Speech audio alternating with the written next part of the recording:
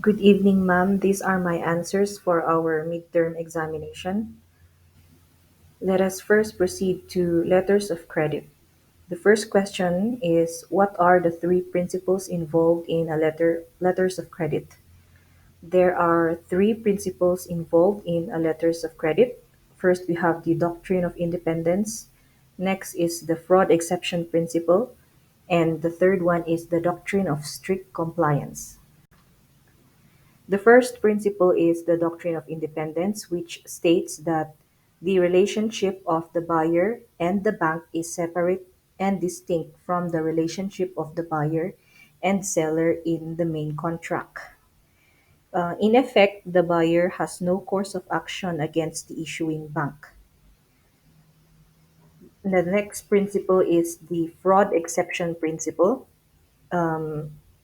This principle is the exception to the independence principle, and it provides that the untruthfulness of a certificate accompanying a demand for payment under a standby letter of credit may qualify as fraud, sufficient to support an injunction against payment. And under this principle, the beneficiary may be enjoined from collecting on the letter of credit if the beneficiary committed fraud by substituting fraudulent documents, even if on their face the documents complied with the requirement. Even if in the face of the document it complied with the requirements. The remedy for fraudulent abuse is injunction against payment, provided the requisites enumerated below are present. And the requisites mentioned are, the requisites in order to enjoin the beneficiary from drawing or collecting under the letter of credit on the basis of fraud are the following. First, there must be a clear proof of fraud. Next is that the fraud constitute fraudulent abuse of the independent purpose of the letter of credit and not only fraud under the main agreement. And the last one is there is an irreparable injury that might follow if the injunction is not granted or the recovery of damages would be seriously damaged. The next principle is the doctrine of strict compliance. In here, the documents tendered by the seller must strictly conform to the terms of the letter of credit, and that the tender of documents must include all documents required by the letter. And it is not a question of whether or not it is fair or equitable to require submission of documents, but whether or not the documents were agreed upon. The next question is, what is a letter of credit? A letter of credit is a financial device developed by merchants as a convenient and relatively safe mode of dealing with sales of goods to satisfy the seemingly irreconcilable interest of a seller who refuses to part with his goods before he is paid, and also a buyer who wants to have in control of the goods before paying. The next question is, what is the rationale behind a letter of credit? So, the use of credits in commercial transactions serves to reduce the risk of non payment of the purchase price under the contract of sale of the goods, and also to reduce the risk of non performance of an obligation in a non sale setting. The next question is, who are the main parties involved in a letters of credit? First party, we have the applicant, who is also the buyer or the importer. The next party is we have the issuing bank, and the third party is the beneficiary, who is also the seller or the exporter. The applicant is the one who procures the letter of credit, purchases the goods, and obliges himself to reimburse the issuing bank upon receipt of the documents of title. The issuing bank, on the other hand, is the one whether a paying bank or not, issues the letter of credit and undertakes to pay the seller upon receipt of the draft and proper documents of title from the seller and to surrender them to the buyer upon reimbursement. The next is the beneficiary, uh, whose uh, in whose favor the instrument is executed. He is the one who delivers the documents of title and draft to the issuing bank to recover payment. The next question is, what are their respective rights and obligations? So the first one, as between the applicant and the beneficiary, the applicant is the one who procures the letter of credit and obliges himself to reimburse the issuing bank upon receipt of the documents of title, while the beneficiary is the one who, in compliance with the contract of sale, ships the goods to the buyer and delivers the document of title and draft to the issuing bank to recover payment for the goods. Next, as between the issuing bank and the beneficiary, it is the issuing bank who issues the letter of credit and undertakes to pay the beneficiary upon strict compliance of the beneficiary to the requirements set forth in the letter of credit. And as between the issuing bank and the applicant, it is the applicant who obliges himself to reimburse the issuing bank upon receipt of the documents of title. So these are the questions regarding letters of credit. We now proceed to trust receipt. The first question is, what is the loan or security feature of trust receipt law? So first one, the loan feature is that the entrustor finances the importation or purchase of the goods under trust receipt. And the security feature is that the entrustor has property interest in the goods and documents to secure performance of some obligation. The security feature of a trust receipt is that the property interest in the goods and documents is to the performance secure the performance of obligation of the entrustee or of some third persons to the entrustor. And why is it a loan and why is there a security feature in a trust receipt? First is the entrustee cannot absolutely be relieved of the obligation to pay his loan just because he surrendered the goods to the entrustor.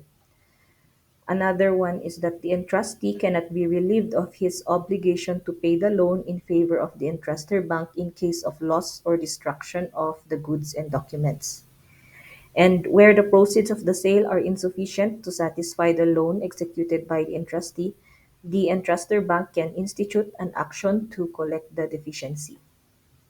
And the last one is that the repossession by the entrustor of the goods and documents does not amount to dasyon en pago.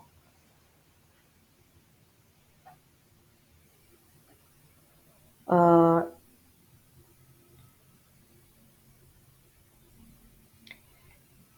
the next question is that who will bear the loss if the subject goods will perish? Under the trust receipt law, it is the entrustee who shall bear the loss of the goods, documents, or instruments which are the subject of a trust receipt. Next question is that what are the rights and obligations of an entrustee? The first one is the entrustee shall hold the goods and documents in trust for the entrustor and to dispose of them strictly in accordance with the terms of a trust receipt. The next one is the entrustee shall receive the proceeds of the sale for the entrustor and to turn over the same to the entrustor to the extent of amount owing to the latter. The next one is the entrustee shall ensure that the goods, documents, and instruments against loss from fire, theft, pilferage, or other casualties. and also to keep the goods, documents, and instruments or the proceeds thereof, whether in money or whatever form, separate and capable of identification as property of the entrustor. Next one is to return the goods, documents, and instrument to the entrustor in case they could not be sold or upon demand of the entrustor. And finally, to observe all other conditions of the trust receipt. Let us now proceed to the rights and obligations of an entrustor. So the entrustor shall be entitled to the proceeds from the sale of the goods, documents, and instrument to the extent of the amount owing to him. Next is the entrustor is entitled to the return of the goods, documents, and instrument in case of non-sale, and enforcement of all other rights conferred to him in the trust receipt. Next one is the entrustor may cancel the trust and take possession of the goods upon default or failure of the entrustee to comply with any of the terms and conditions of the trust receipt. And the next one is the entrustor shall be entitled to sell the goods with at least 5-day notice to the entrustee and apply the proceeds in payment of the obligation. And that entrustee shall be liable to pay deficiency, if any. So these are the questions concerning trust receipt. Let us now proceed to the Warehouse Receipts Act. The first question is, what are the important contents of a hardware receipt? So the following are the important contents of hardware receipt. First is that the location of the warehouse. Next is that the consecutive number of the receipt. Next is the date of the issue, a statement whether the goods received will be delivered to bearer, to a specified person, or to a specified person or his order. Next is the signature of the warehouseman, and if the receipt is issued for goods of which the warehouseman is the owner, either solely or jointly or in common with others, the fact of such ownership shall be indicated. Next one is the description of the goods. Next one is that a statement of the amount of advances made and of liabilities incurred for which the warehouseman claims a lien. And that finally, the fees shall also be indicated. The next question is, what is the difference between a negotiable and a non-negotiable hardware receipt? A negotiable warehouse receipt is a receipt in which it states that the goods received will be delivered to the bearer or to the order of any person named in such receipt, while a non-negotiable warehouse receipt is a receipt in which it is stated that the goods received will be delivered to the depositor or to any other specified person. And when will a non-negotiable hardware receipt become a negotiable receipt? So, to make it non-negotiable, it is needed to be indicated in the face of the warehouse receipt by the warehouseman issuing it that the same is non-negotiable.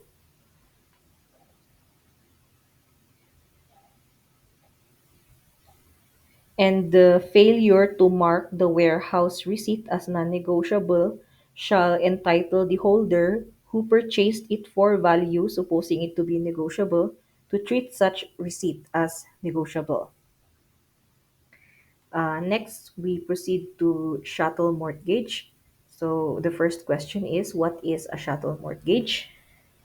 So Article 2140 of the new Civil Code defines chattel mortgage as an accessory contract by virtue of which personal property is recorded in the chattel mortgage register as security for the performance of an obligation. And the next question is that what is an after incurred obligations?